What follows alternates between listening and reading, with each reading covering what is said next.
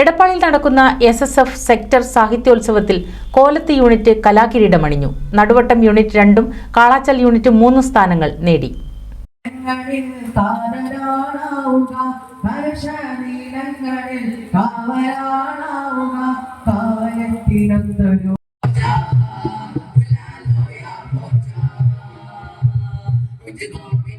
Bilal KV കലാപ്രതിഭയും ഹാരിസ Variyath സർഗപ്രതിഭയായും തെരഞ്ഞെടുക്കപ്പെട്ടു.